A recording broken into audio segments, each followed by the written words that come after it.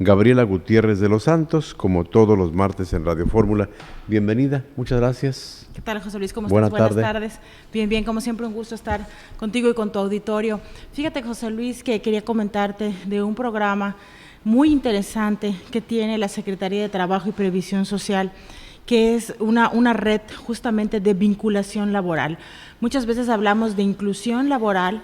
En el discurso pues se oye muy interesante, pudiera tomarse a lo mejor como un tema de moda, como una actualidad, como algo que pues se tiene que hacer. Luego las empresas pintan o iluminan, ¿no?, en el día, por ejemplo, del autismo, o en el día de ciertos días donde se conmemoran algunas incapacidades. No recuerdo con exactitud, ¿no?, el día y el color de cada una de ellas, pero muchas de ellas tienen como que reacciones. Entonces creo que sí es importante tener en cuenta que la propia Secretaría de Trabajo y Previsión Social tiene este programa en donde le denomina redes de vinculación laboral, y a través de este programa logra que las empresas se vayan incluyendo y vayan adhiriendo y tengan programas y políticas internas para la inclusión laboral, y se logre disminuir esta brecha de desigualdad.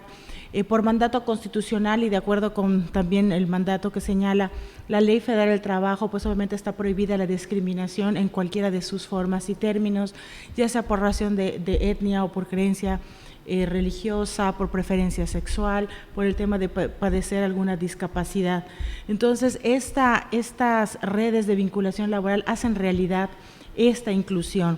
Tienen, digamos, como tres vertientes en cuanto a los buscadores de empleo, en cuanto al sector productivo, en cuanto también al fortalecimiento del autoempleo, en donde proporcionan servicios de consejería, de evaluación de perfiles laborales, capacitación, atendiendo a necesidades particulares, requerimientos del mercado, programas de capacitación.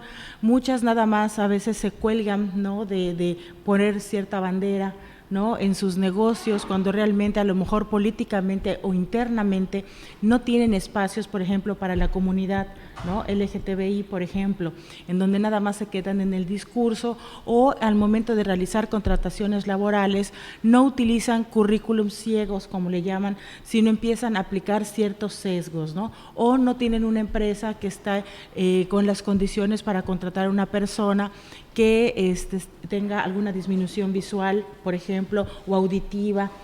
Cuando hablamos de inclusión, muchas veces en los memes o en las redes sociales, ¿no?, que nos dan el pulso del sentir de la gente, nos dicen, bueno, vamos a hablar de inclusión cuando tengas empleados que sepan el lenguaje de señas, por ejemplo, y contrates a personas sordas, y que puedas darle un sueldo, y que puedas darle un sueldo competitivo, digno, un entorno laboral, ¿no?, de acuerdo con los estándares también internacionales. No es mucho pedir, José Luis, es tener estos acercamientos también a las autoridades, el tener esa sensibilidad. Personas que están en silla de ruedas, por ejemplo, ¿cuántas empresas conocemos? Sí, es cierto, muchas veces por normatividad a nivel ayuntamiento, por ejemplo, tienen que poner algún tipo de rampa o algún tipo de disposiciones en ese sentido. Que de todos modos deberían tenerlos, ¿no? Que por supuesto deben de tenerlo, pero internamente tienen algún puesto, ¿verdad?, en donde una persona que esté en silla de ruedas pueda prestar un servicio, alguna persona que esté sorda, por ejemplo,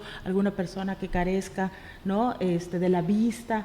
Hay que tomar en cuenta que no se trata nada más de cubrir una cuota o un porcentaje, o el tema también de los estímulos fiscales, José Luis, porque también hay un estímulo fiscal para aquellas empresas que contraten personas que tienen algún tipo de discapacidad.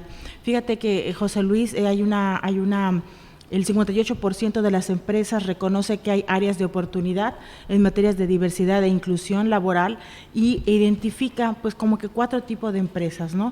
Unas que son las silenciosas, las que hacen muy poco en cuanto al tema de diversidad e inclusión, no tienen planes de acción, no comunican nada al respecto. Las reactivas, aquellas que son, como su nombre lo dice, presentan acciones y refuerzan su postura solamente en fechas importantes, ¿no? En el caso de aquellas que son proactivas, tienen una predisposición al desarrollo en materia de diversidad, equidad e inclusión, y está incluida en sus políticas internas. Y las maduras son las que ya tienen temas de inclusión, en los pilares de la organización y cuentan con una estrategia clara, definida y con objetivo. Es decir, a lo mejor ya sus comunicados están traducidos al braille, por ejemplo, o tienen todo este andamiaje, ¿no?, dentro de la organización interna, en donde efectivamente la inclusión laboral no es un sustantivo, no es un verbo que esté en infinitivo, sino realmente es en gerundio, y con la práctica diaria va abriendo estos espacios. José Luis, creo que sí es importante señalarlo. De acuerdo. Que México en ese sentido tiene una gran oportunidad de volver realidad la inclusión laboral en el día a día de las empresas. En el día a día de las empresas. Perfectamente. Ya para cerrar, entonces, ¿qué opinión te merece que las vacaciones van a ser por abonos? Oye, pues bueno, la verdad es que esto es parte de la socialización que tiene que darse, ¿no? Hay cosas que no se pueden dar nada más por decreto, ¿no? Sí. A machetazo limpio.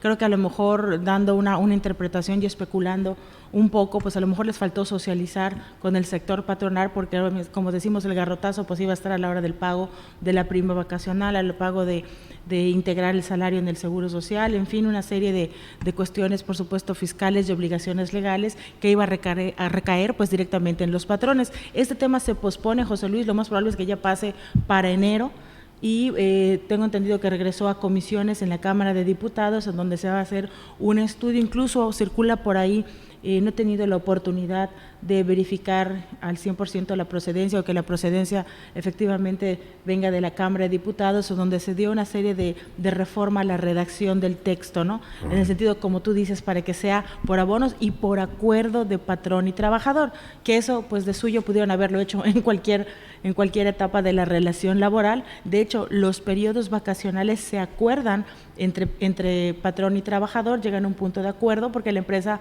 pues no puede quedar sin trabajo, no pueden salir claro, todos de vacaciones al mismo tiempo, ¿no? Entonces tiene que haber un acuerdo, ¿no? Entonces la verdad es que en ese sentido como que no adelantaron mucho, porque en la práctica sucede. Entonces pues bueno, es parte también de cuestiones que estamos muy mal acostumbrados a que todo tiene que estar en ley para que se cumpla. Hay que darle un poquito de oportunidad también a los acuerdos internos, a la comunicación interna, a la negociación trabajador-empresa, ¿no? Gracias, Gabriela. Gracias a ti, José Luis. Atentos, te buscamos en el Twitter estamos como GG de los Santos en Twitter estoy como GG de los Santos, y en Facebook estamos como GG Consultores Laborales.